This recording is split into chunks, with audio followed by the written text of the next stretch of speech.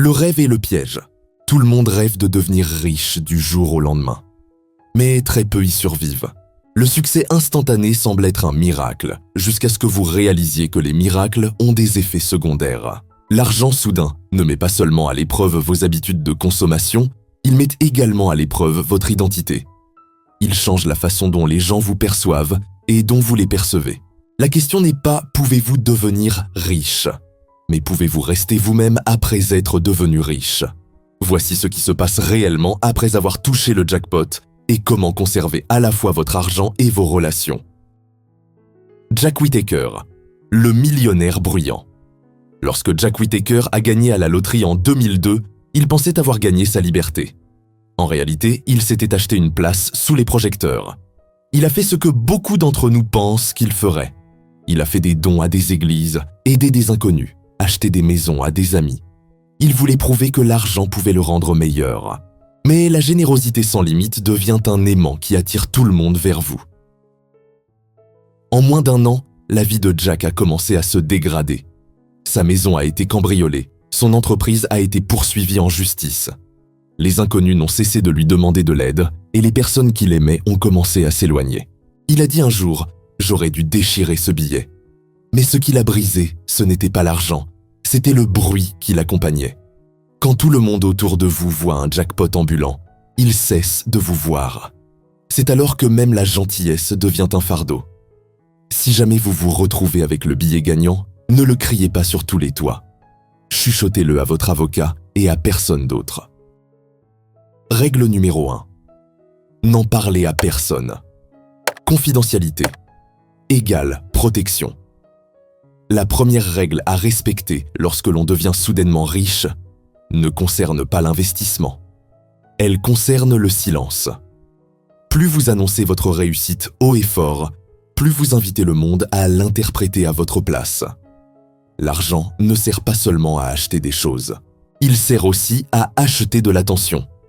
Et l'attention est la chose la plus chère que vous posséderez jamais.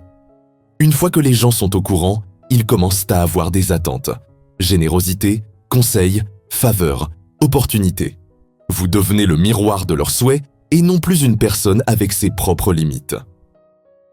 Si jamais vous devenez riche, n'en parlez à personne, sauf à votre avocat. Créez une fiducie. Laissez vos documents parler pour vous, pas votre ego. La vie privée n'est pas un secret. C'est de l'autodéfense. Lorsque vous protégez votre vie privée, vous protégez la version de vous-même que l'argent ne peut pas toucher. Car la vérité est que l'argent ne change pas les gens, il les révèle. Et cela vous inclut. Billy Bob Harrell Jr., l'homme qui ne savait pas dire non. Pour Billy Bob Harrell, cet argent était censé être un miracle, un moyen de sortir de la misère, une façon de prendre soin de sa famille et de son église. Et au début, c'est exactement ce qu'il a fait. Il donnait généreusement, aidait tous ceux qui le lui demandaient et ne supportait pas de décevoir qui que ce soit. Mais quand on donne sans limite, chaque acte de gentillesse devient une invitation. En l'espace de 8 mois, son mariage s'est effondré. Les personnes qui l'aidaient ont cessé de l'appeler pour discuter, elles n'appelaient plus que pour lui demander des faveurs. Avant sa mort, Billy a dit à son conseiller « Gagner à la loterie a été la pire chose qui me soit arrivée. Ce n'est pas l'argent qui l'a tué, ce sont les attentes. » Souvenez-vous de Billy Bob. Chaque oui à quelqu'un d'autre est un non à vous-même et à votre paix intérieure. Parfois, protéger votre paix intérieure est la chose la plus généreuse que vous puissiez faire. Règle numéro 2. Fixez des limites dès le début. Lorsque vous devenez riche, l'argent ne vous change pas seulement vous-même, il change aussi le comportement de votre entourage. Les personnes qui vous donnaient autrefois des conseils vous en demandent désormais. Celles qui ne vous appelaient jamais vous appellent désormais, chaque semaine. Et d'une manière ou d'une autre, toutes les conversations finissent par porter sur l'argent. Au début, c'est subtil. De petites remarques, de minuscules attentes. Mais petit à petit, les relations fondées sur l'amour commencent à ressembler à des transactions. Vous réalisez que les gens ne vous voient plus vous, mais ce que vous pouvez faire pour eux. Lorsque vous fixez enfin des limites, cela peut sembler cruel, surtout avec votre famille. Mais les limites ne sont pas un rejet, elles sont une protection. Elles rappellent aux gens que votre générosité a des limites et que votre tranquillité n'est pas à vendre. Donnez une fois, pas deux. Ne prêtez jamais. Car lorsque vous prêtez, vous créez un fil invisible de ressentiment qui se resserre chaque fois que quelqu'un évite de vous rembourser. Aidez une fois avec amour ou aidez pour toujours avec regret. Les limites permettent de filtrer ceux qui se soucient vraiment de vous. Ceux qui restent après que vous ayez dit non, ce sont vos vrais amis. Parfois, protéger votre tranquillité ne vous éloigne pas de l'amour. Cela vous rapproche de celui qui est réel. Règle numéro 3. Restez invisible. Dans un monde obsédé par l'attention, l'invisibilité est devenue le nouveau luxe. Lorsque vous devenez riche, votre plus grand risque n'est pas de perdre votre argent, mais de perdre votre anonymat. Chaque publication, chaque achat, chaque vantardise vous vaut quelques secondes d'admiration et un abonnement à vie à la jalousie des autres. Plus votre succès est visible, plus votre tranquillité devient invisible. L'argent et l'attention créent une exposition, et l'exposition invite le danger. Le but n'est pas de se cacher du monde. Il s'agit de vivre dans ce monde, sans être consumé par son bruit. Vous n'avez pas besoin de prouver que vous avez réussi. Vous devez protéger la tranquillité que vous avez construite. Lorsque les gens pensent connaître votre valeur nette, ils cessent de voir votre valeur en tant que personne. Être invisible ne signifie pas être insignifiant. Cela signifie être libre, libre de profiter de la vie sans avoir à jouer un rôle. La véritable confiance en soi ne crie pas. Elle sourit tranquillement et passe outre le bruit. Règle numéro 4. Réinitialisez vos finances. La plupart des gens pensent qu'une fois riche, on est libre. Mais les dettes ne disparaissent pas parce que votre solde bancaire augmente. Les dettes semblent normales parce que la société dit qu'elles sont inoffensives. Mais les intérêts ne s'accumulent pas seulement sur votre solde, ils s'accumulent aussi sur votre anxiété. Remboursez d'abord vos dettes aux taux d'intérêt les plus élevés. C'est le rendement garanti le plus facile que vous puissiez obtenir. Rembourser une carte de crédit à 25% n'est pas seulement une décision financière intelligente, c'est aussi gagner 25% de tranquillité d'esprit. Chaque prêt que vous remboursez est une voix de moins qui vous murmure « Tu me dois encore de l'argent ». Toutes les dettes ne se valent pas. Les dettes bon marché peuvent rester si elles ne vous empêchent pas de dormir.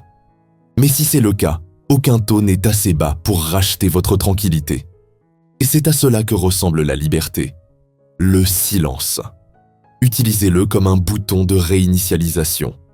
Prenez un nouveau départ et ne troquez plus jamais votre tranquillité future contre votre confort présent. Règle numéro 5. Construisez un arbre à argent et non un feu de joie. Une fois qu'on a épongé toutes nos dettes, une nouvelle question apparaît. Que faire de tout cet argent? Pour la plupart, la réponse est de le dépenser. Mais la différence entre les riches qui restent riches et ceux qui font faillite est que les uns construisent un arbre, tandis que les autres allument un feu. Un feu de joie réchauffe pendant une nuit. Un arbre offre de l'ombre pendant toute une vie. Votre argent peut soit brûler rapidement dans l'excitation, soit croître lentement vers la liberté. Le chiffre magique est votre chiffre de liberté, c'est-à-dire le style de vie que vous souhaitez, multiplié par 25. C'est le montant que vous devez investir pour pouvoir vivre des fruits de l'arbre sans le couper. La croissance ne doit pas nécessairement être risquée, mais simplement constante. Les actions vous apportent la croissance, les obligations vous apportent l'équilibre, l'immobilier vous apporte des racines, et l'épargne vous permet de survivre aux périodes de sécheresse. Construire une fortune est une discipline émotionnelle, plus qu'un exercice mathématique. Les chiffres sont simples. C'est la patience qui est difficile. Ceux qui construisent à partir de cendres. Ceux qui favorisent la croissance finissent par obtenir quelque chose qui dure. L'important n'est pas la vitesse à laquelle votre arbre pousse, mais le fait de ne pas l'abattre. La richesse n'est pas une question de possession, c'est une question de préservation. Il s'agit de laisser votre argent travailler discrètement pendant que vous vivez pleinement en toute tranquillité.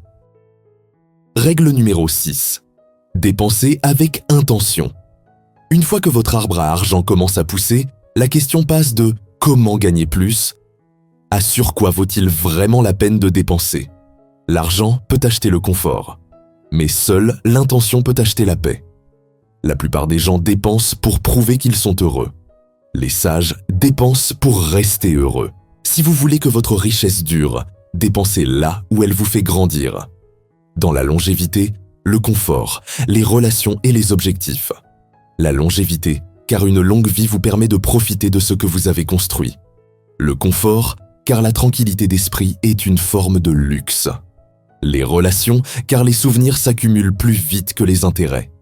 Les objectifs, car c'est ce qui donne un sens à la richesse. Une richesse partagée avec sagesse rapproche les gens. Une richesse partagée sans discernement les éloigne. Vous n'avez pas besoin d'un yacht pour vous sentir riche. Vous avez besoin de passer du temps avec les personnes que vous aimeriez avoir sur ce yacht. Dépenser avec intention est une preuve de maturité. C'est choisir le sens plutôt que l'impulsion. Réalisez que vous n'avez pas besoin de paraître prospère lorsque vous vous sentez déjà en paix. Au-delà d'un certain point, plus d'argent n'apporte pas plus de bonheur. Il apporte seulement plus de bruit. Alors, une fois que vos besoins sont satisfaits et que votre cœur est comblé, arrêtez de courir après plus et commencez à vivre plus. Dépensez votre richesse de manière à ce qu'elle ait un écho pour votre santé, votre temps, votre amour, vos souvenirs. Le meilleur retour sur investissement est une vie qui reste riche même lorsque l'argent a disparu. Règle numéro 7. Laissez un héritage de paix. Lorsque tout le bruit s'estompe, l'argent, les victoires, les compliments, ce qui reste n'est pas ce que vous possédiez. C'est ce que vous avez construit dans le cœur des autres. L'héritage ne consiste pas à laisser de l'argent derrière soi. Il s'agit de laisser derrière soi la sagesse. Un calme qui dit qu'il n'est pas nécessaire de tout poursuivre pour tout avoir. Le but de la richesse n'est pas d'avoir plus, mais d'avoir assez. Assez pour vivre librement. Assez pour aimer pleinement. Assez pour donner discrètement. Vous avez passé votre jeunesse à courir après le temps. Vous avez dépensé votre fortune pour le racheter. Et finalement, vous l'avez compris. Le plus grand héritage est la paix. Une plus grande paix est devenue votre récompense. Ne dites à personne que vous êtes riche.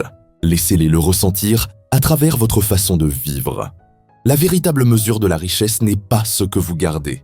C'est ce que vous laissez derrière vous. À très bientôt dans une prochaine vidéo.